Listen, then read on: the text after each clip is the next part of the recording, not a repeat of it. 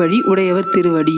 நம்ம ஆழ்வார்களின் வரலாற்றை பார்த்துக்கிட்டு இருக்கோம். இன்னைக்கு நம்ம பார்க்க போறது திருப்பாணாழ்வாரின் வரலாறு.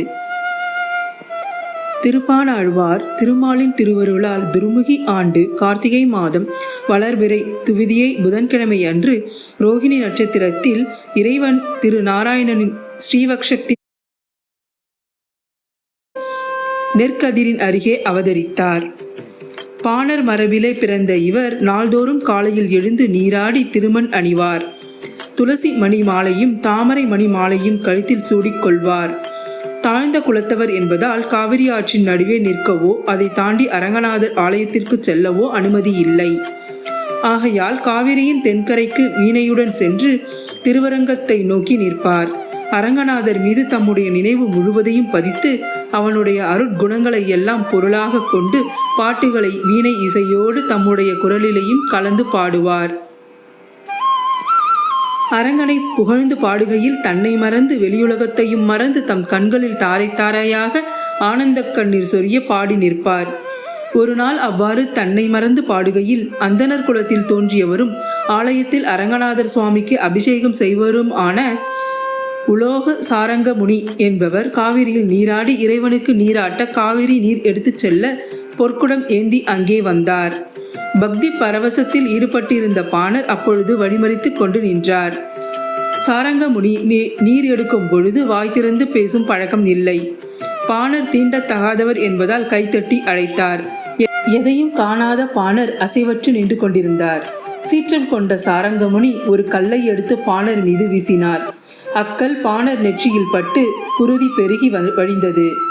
அதன் பிறகே பாணர் தன் இயல்பு நிலையை அடைந்தார். எதிரில் சாரங்கமுனி நீர் எடுக்கும் வழியில் தாம் நிற்பதைக் கண்டு உள்ளமும் உடலும் நடுங்கி ஒடுங்கி அந்த இடத்தை விட்டு நீங்கிச் சென்றார். சாரங்கமுனி பொற்குடத்தில் காவிரி நீரை எடுத்துக்கொண்டு ஆலயத்திற்குள் சென்ற பொழுது அங்கு பாணரின் நெற்றியில் எந்த இடத்தில் அடிபட்டு குருதி வழிந்ததோ அதே இடத்தில் அந்த ஆதிகேசன் மீது பள்ளி கொண்டிருக்கும் அரங்கநாதர் சுவாமி மீதும் குருதி வழிந்து கொண்டிருந்தது. மனம் பதைத்தது. மேனியெல்லாம் நடுநடுங்கி போன சாரங்கமுனி மயங்கி விழுந்தார்.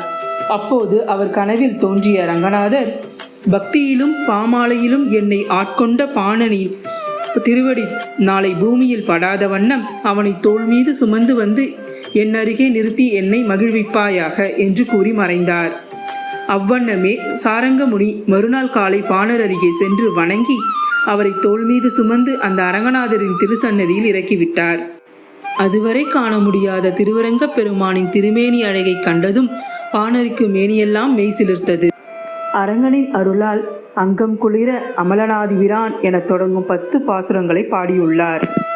அதிலிருந்து ஒரு பாசுரம். அமலன் ஆதிபிரான் அடியார்க்கு என்னை ஆட்படுத்த விமலன் விண்ணவர்கோன் விரையார் பொழில் வேங்கடவன் நிமலன் நின்மலன் நீதி வானவன் நீள்மதில் அரங்கத்து அம்மான் திருக்கமல பாதம் வந்து என் கண்ணினுள்ளன ஒக்கின்றதே. இறுதி பாசுரத்தில் அரங்கன் என் அமுதனை கண்ட கண்கள் மற்றொன்றினை காணாவே என்று பாடி முடித்ததும் அரங்கனின் திருவடிகளில் புகுந்து இவ்வுலகை விட்டு மறைந்தார். பாணர் மரபிலே பிறந்து திருமாலின் திருவருள் பெற்ற ஆழ்வார் என்பதால் திருப்பாணாழ்வார் என்ற திருநாமம் பெற்றார். ஜாதி பேதமில்லை, உயர்வு தாழ்வு ஏதுமில்லை, இறைவனுக்கு முன் அனைவரும் சமம் என்பதற்கு இவ்வரலாறே சான்றாகும். திருப்பாணாழ்வார் திருவடிகளே சரணம். நன்றி.